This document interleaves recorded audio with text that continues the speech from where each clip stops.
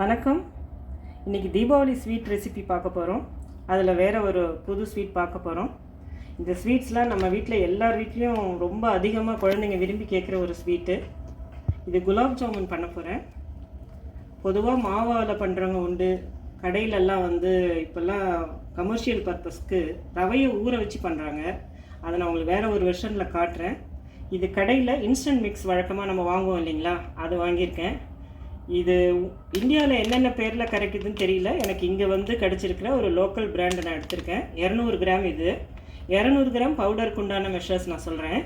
200 gram instant மிக்ஸுக்கு, குலாப் ஜாமுன் மிக்ஸுக்கு 100லேருந்து 150 கிராம் ஏதாவது லிக்விட், தண்ணியாக இருக்கலாம் அல்லது பாலாக இருக்கலாம். நான் பால் எடுத்து வச்சுருக்கேன்.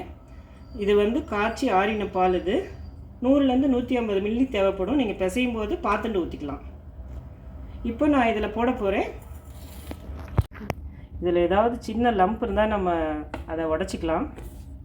இதை ஜென்டிலாக பிசையணும், அதாவது ரொம்ப சாதுவாக பிசையணும், மெதுவாக பிசையணும். நம்ம சப்பாத்திக்கெலாம் பிசைகிற மாதிரி அழுத்தி அழுத்தி பிசைஞ்சால் அது வேறு மாதிரி அந்த டெக்ஸ்சர் கிடைக்கும். ரெண்டாவது, இப்போ நிறைய பேருக்கு குலாப் ஜாமுனில் 2 விஷயம் நடக்கும். ஒன்று நம்ம போட்ட உடனே உடஞ்சி அது தூள் தூளாக போயிடும். இன்னொன்று உள்ளே டீப்பாக சிரப் இறங்காமல் இருக்கும். உள்ளே டீப்பாக இறங்காததுக்கு காரணம் நம்ம அது ஸ்லோ ஃபயரில் வைக்கலான்னு அர்த்தம். இது முழுக்கவே நம்ம ஸ்லோ ஃபயரில் வச்சு குக் பண்ணலாம். ரொம்ப நிதானமாக தீ எரிய விடலாம். ரெண்டாவது, ரொம்ப மெதுவாக பிசையணும். அழுத்தம் கொடுக்காமல் இப்படி உதிரியாக பிசைஞ்சிக்கலாம். அதுக்கப்புறமா திருப்பி இன்னும் கொஞ்சம் பால், தேவையான பாலை ஊற்றி நல்லா பிசைஞ்சிக்கலாம்.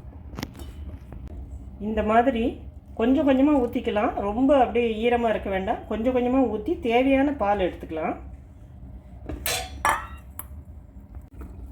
அந்த மாவை பால் ஊற்றி பிசைஞ்சிருக்கேன். நான் ஏன் பால் ஊற்றிருக்கேன்னா, இது இன்னும் கொஞ்சம் ரிச்சாக இருக்கும் டேஸ்ட்டு. அது மட்டும் இல்லாமல் மிருதுவாக இருக்கும், அது ரொம்ப சாஃப்டாக வரும்.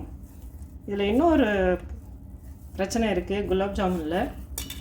இந்த குலாப் ஜாமுன் உருண்டைகளை நம்ம மிதமான தீயில் தான், அதாவது ஸ்லோலேருந்து சிம்முக்குள்ளே அந்த மீடியமாக தான் வச்சு எடுக்கணும். அப்போ தான் உள்ளே இருக்கிறது பகுதி நல்லா வேகும். அது மட்டும் இல்லாமல் அது சூடாக இருக்கும்போது நம்ம சிரப்பில் போடணும். இது சூடாக இருக்கணும், சிரப்பும் சூடாக இருக்கணும். ஆனால் சிரப் ரொம்ப கொதிக்க இருந்ததுன்னா போட்ட உடனே கரைஞ்சிடும்.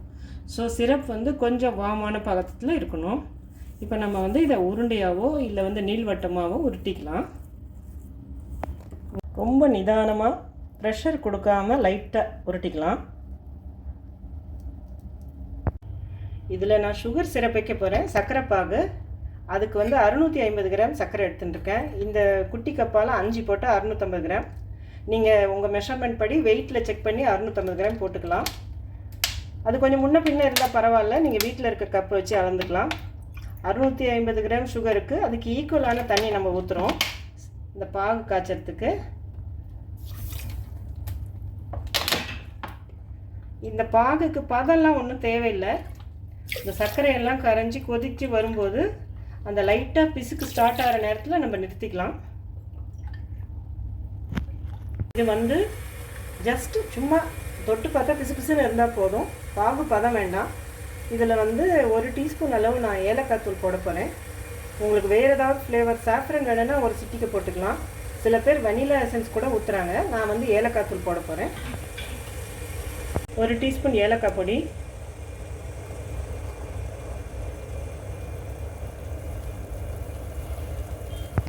உங்களுக்கு ரோஸ் வாட்டர் நறுமணம் பிடிச்சிருந்ததுன்னா நீங்கள் பன்னீர் எசன்ஸ் கொஞ்சம் ஊற்றிக்கலாம். சிலர் இதில் ஃப்ரெஷ் ரோஜாப்பூ இதழ்களை போடுறது உண்டு. இங்கே ஒரு ஹிந்தி ரெஸ்டாரண்ட் இருக்குது நம்ம வீட்டுக்கிட்ட, அவங்க அந்த ரோஜாப்பூ இதழ்கள் போட்டு தான் சர்வ் பண்ணுவாங்க. அது பிடிச்சிருந்ததா நீங்கள் அதை கலந்துக்கலாம். நான் இப்போ இதை தனியாக வைக்க போகிறேன். வச்சுட்டு அந்த குலாப் ஜாமுனை ஃப்ரை பண்ண போகிறேன். நான் இதில் எண்ணெய் ஊற்றிருக்கேன் ஃப்ரை பண்ணுறதுக்கு. அந்த ஒவ்வொரு ஜாமுனும் எவ்வளோ சைஸோ அது நல்லா மூழ்கிற அளவுக்கு எண்ணெய் ஊற்றிக்கணும். அப்போ தான் உங்களுக்கு முழுசாக அது பெருசாகும். நல்லா மூழ்கிற அளவுக்கு நம்ம தாராளமாக எண்ணெய் ஊற்றிக்கலாம். மிதமான தீயில் வச்சுக்கலாம், ரொம்ப சாதாரணமான தீயில் வச்சுக்கிறேன் நான். அப்போ தான் உள்ளே இருக்க இதெல்லாம் வேகும். நான் ஒன்றா போட போகிறேன். ரொம்ப தீ வேண்டாம், அது கொஞ்சம் சிம்லேயே வச்சுருக்கேன். அப்படியே நம்ம கண்டினியூ பண்ணலாம். அதே தீயிலேயே நம்ம வறுக்கலாம். நல்லா டார்க் ப்ரௌனாக வரணும், அப்போ தான் எல்லா இடமும் வெந்திருக்கும். இந்த வீட்டில் வெளிச்சம் ஒரு பக்கமாக வருது. ஸோ மொபைலில் உங்களுக்கு எந்த கலரில் தெரியுதுன்னு தெரியல. டார்க் ப்ரௌன் கலர் சொல்லணும்.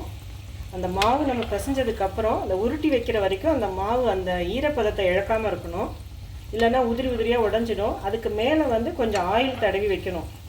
அப்போ என்ன ஆகும், நீங்கள் ஒவ்வொரு உருண்டை உருட்டும் போதும் அந்த மேலே ஆயில் கோட்டிங் இருந்ததுன்னா அந்த ஈரப்பதம் அதுக்குள்ளேயே அப்படியே தங்கிக்கும். அந்த டேம்ப் ஆகிடும் அந்த ஈரப்பதம். குட்டியாக ஒன்று ஓரத்தில் இருக்கும், அது ஒன்றும் இல்லை. நான் ஜஸ்ட்டு கிள்ளி போட்டு செக் பண்ணேன் ஃபஸ்ட்டு. இப்போ எல்லாமே எடுத்து போட்டு முடிஞ்சிடுது. நான் இதை ஃப்ரை பண்ண ஜாமுன் இங்கே வச்சுருக்கேன். இது இப்போ சூடாக இருக்குது. பாகு வந்து ரொம்ப சூடாக இருந்தது, அதனால் நான் உடனே போடாமல் இங்கே வச்சுருக்கேன். உங்களுக்கு ஒரு மீடியம் சூடு, ஒரு இளஞ்சூடு இருந்தால் போதும். வார்ம் சிரப் இருந்தால் போதும். ரொம்ப சூடாக போட்டிங்கன்னா அது கரையிறதுக்கு வாய்ப்பு இருக்குது. இப்போ ஓரளவுக்கு நான் அந்த மீடியம் ஹீட் வர வரைக்கும் வெயிட் பண்ணேன். இப்போ நான் ஒன்று ஒன்றா போட போகிறேன். போட்டுட்டு ஊற விடலாம். ஆக்சுவலாக குலாப் ஜாமுன் பண்ணும்போதெல்லாம் அது சுட சுட இருக்கும்போது 2, அது ஆறின பிறகு 2, அது ஊறிட்டான்னு பார்க்கறதுக்கு 2, இது மாதிரி வீட்டில் போயிட்டே இருக்கும். எல்லா ஃபேமிலியிலும் இந்த மாதிரி நடக்கும்னு நினைக்கிறேன். ஊறிட்டான்னு செக் பண்ணுறதுக்குன்னு திருப்பி திருப்பி போட்டு சாப்பிடுவோம். நீங்களும் அதே மாதிரி சந்தோஷமாக இந்த குலாப் ஜாமுன் பண்ணி எல்லோரும் சௌக்கியமாக நல்ல தீபாவளி என்ஜாய் பண்ணி கொண்டாடுங்க. இந்த குலாப் ஜாமுன் பண்ணி சாப்பிடுங்க. எல்லா ஜாமுனும் மூழ்கிற அளவுக்கு அந்த சிரப் இருக்குது. ஒரு அரை மணி நேரம் ஊறட்டும். அதுக்கப்புறம் எப்படி இருக்குன்னு பார்க்கலாம். அவ்வளோ ஸ்பாஞ்சியாக இருக்குது. இங்கே பாருங்கள், உங்களுக்கு பார்த்தாலே தெரியும். ஜூஸியாக இருக்குது, நல்லா ஊறி இருக்குது, வெடிப்பு இல்லாமல் வந்திருக்கு. நம்ம சொன்ன அந்த டிப்ஸ் எல்லாம் ஃபாலோ பண்ணால் ஒரு கிராக் ஃப்ரீ, வெடிப்பு இல்லாத மிருதுவான நல்ல குலாப் ஜாமுன் கிடைக்கும். தேங்க்ஸ் ஃபார் வாட்சிங். Wish you all a very happy Deepavali.